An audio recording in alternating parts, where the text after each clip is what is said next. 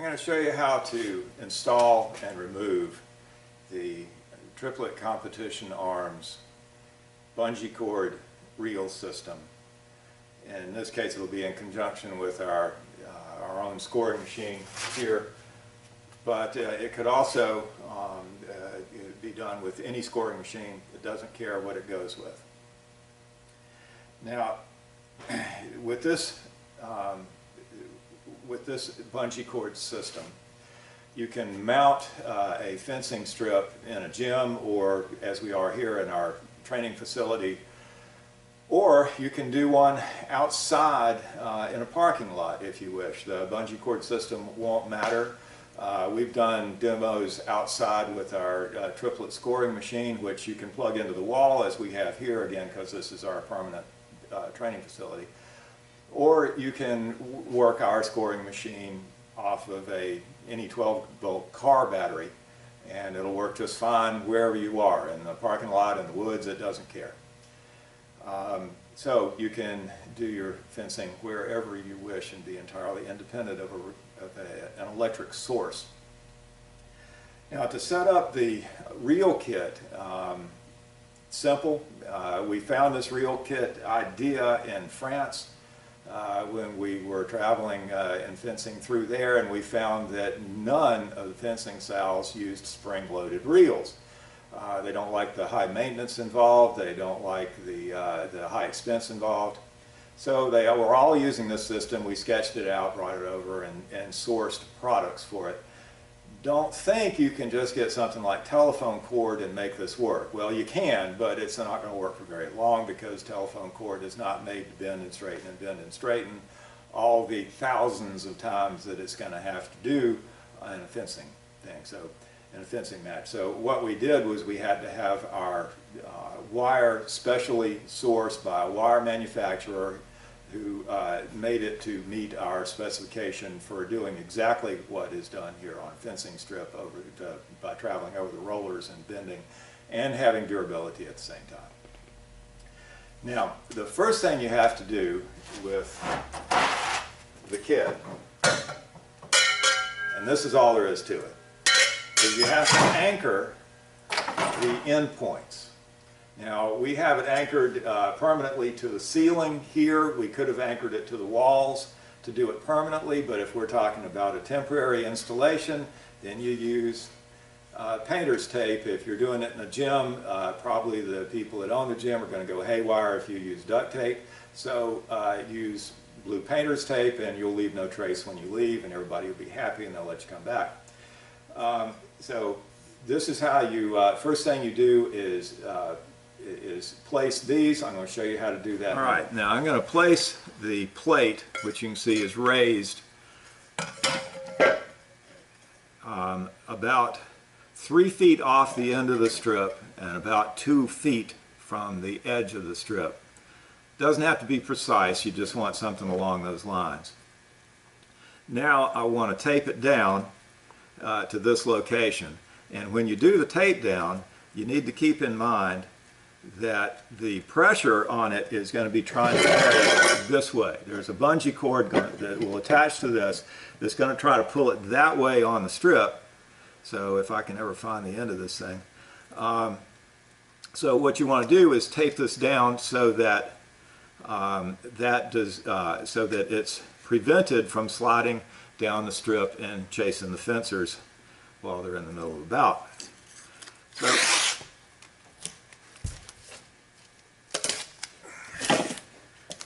taping this down, again, is not rocket science, just like the whole piece is not particularly difficult to deal with. And again, remember that you're not trying to keep this plate from pulling up. It's not going to want to pull up, it's going to want to pull sideways. So that's what you have to do, lay your tape to prevent.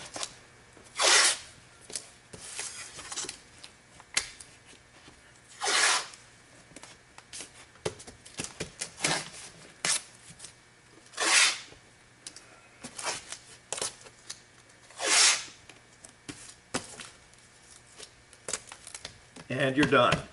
That's not going to chase the fencer down the strip. It's going to hold. So that's it. So we used maybe 15 cents worth of painter's tape, and this end of the strip is done. Now you do the same thing to the other end, then we get to the more interesting parts. Okay, now it's time to do some things that are obvious, but when we talk about them anyway, just to make sure. This scoring machine that we have mounted up here is literally 20-something, 25 years old, and has been through who knows how many tens of thousands of hours. And lights are, you know, it's been hit and bashed around. Here's a nice new one. We want to keep it that way. Tape it to the table. Now, the reason you want to tape it to the table is not so much that, that it wants to come off, but if you're having a fencing match within a yard of that thing and somebody flips out, they're going to knock your scoring machine off and you're going to get real upset with them. But if you tape it to the table, it won't happen. So let's pretend I used a lot more tape and taped it to the table for real.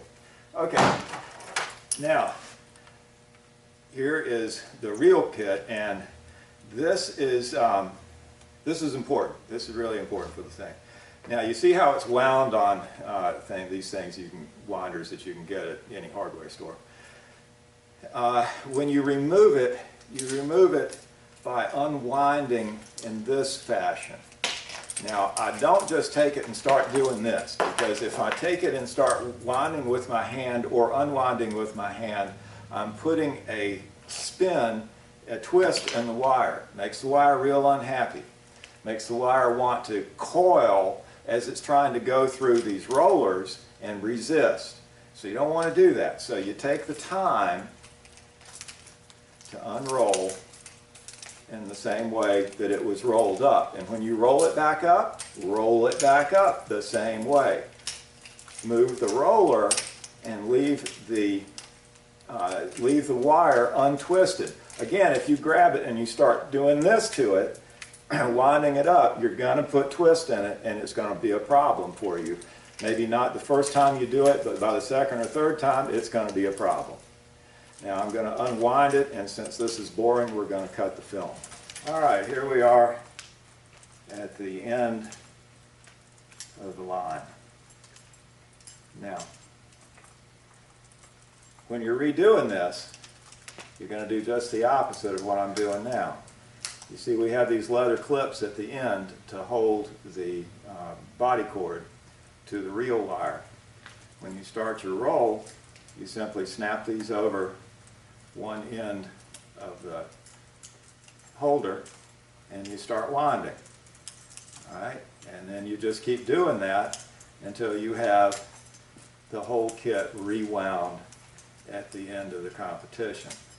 There will always be some teenager somewhere that decides he's going to help you, and he's going to gather the whole thing up in a pile and stuff it in a bag, and it's going to be a rat's nest, and you're not going to like this. So have a talk with folks and make sure that whoever puts this back after you're through puts it back correctly and winds it up as they should. All right, so now, as I mentioned, this leather reel end socket attaches to the fencer. So we're going to leave that somewhere around the middle of the strip while we walk down to the end clip. You will see that the kit has two wheels on it, two bungee cord wheels. This bungee cord wheel only has the connector wire, the conductive wire on it. This end will connect to the scoring machine. The other end, as I mentioned, attaches to the fencer's body cord. So the second reel, pulley, attaches to the end plate.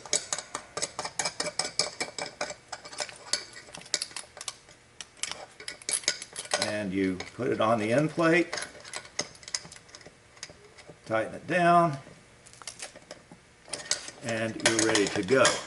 All right, now I'm going to take this to the scoring machine, and I'm going to hook up the other end plate just like I hooked this one. Right now, I'm just going to leave this here. It doesn't enter into anything at the moment. That's the next step.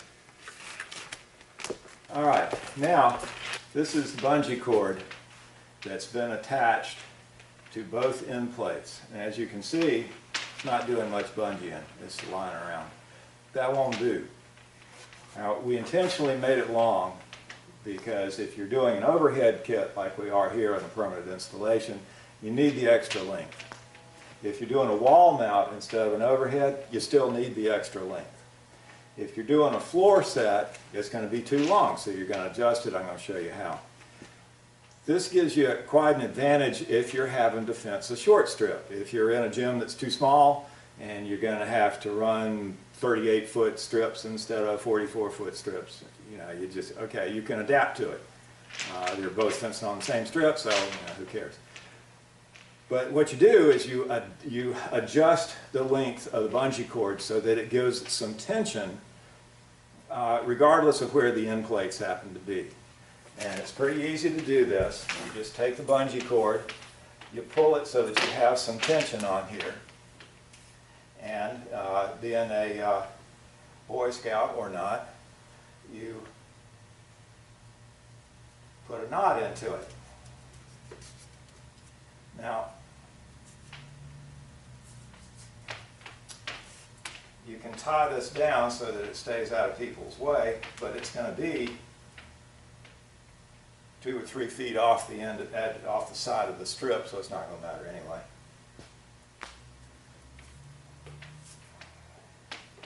And now your bungee cord is the proper tension to keep enough tension on the lines so that the fencers will not be flopping with their cords. Now I'm going to show you how to do probably the most important thing you're going to do with this setup. This is the end of the wire that goes to the scoring machine. The other end with the leather, as I mentioned, connects to the fencer. So what I'm going to do is I'm going to pull this wire, because I'm doing a solo installation, showing you that it can be done a solo installation. I'm not going to have somebody hold this thing down there. But what I'm going to do is I'm going to put the leather end that hooks to the fencer almost all the way to the end plate. Because what I'm going to do is, pretending that the fencer has 1 foot on the end of the strip and he's just barely hanging on while he's fencing, I want still to have some tension on this wire. So that's why we leave it so that it will be tensioned at that point. But I don't want a whole mess of tension on it when he's way down at the other end of the strip, so we do what we can here. Now, this is where it gets really important. This wire should attach to this table leg. Got to use a 6-foot table at least. If you use an 8-foot table, that's even better. But the geometry of the situation is such that this table leg should be on this side, the opposite side of the strip, coming from that plate. Now, this is what we've learned over the years that's an important thing. You don't so much have to worry about the fencers breaking these. The fencers aren't going to break them. They're going to be fine. The fencers aren't going to tear up the lines. What's going to happen is, between bouts, some dim bulb from the audience or something is going to walk across the strip between bouts. They're going to catch their foot on it and not know that they've caught it, and they're going to keep going and snap your wire. And then everything's got to stop while you put another wire out or repair the wire. So what we've done is we've tried to arrange foolproof, relatively, considering there's going to be a better fool, methods to prevent that from happening, on the basis that tape is cheap, then wire is the next cheapest, and the scoring machine is not cheap. So that's how we want to protect things. So the first thing we're going to do is expend tape. So you see I've made a bunny ear here with the tape. I tape this down low because I want the whole thing to stay low to the ground. That way maybe somebody will step over it instead of kicking it and tearing it up. But what you do is you down low on the table leg, you tape the bunny ear down. Now when you do this, you don't tape the ear, you don't tape the loop really well.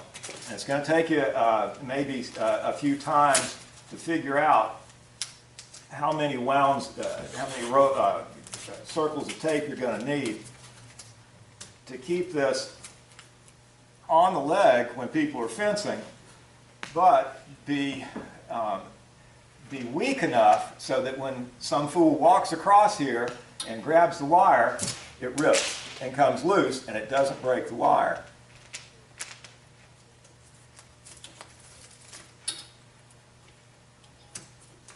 So there's your safety mechanism for your wallet.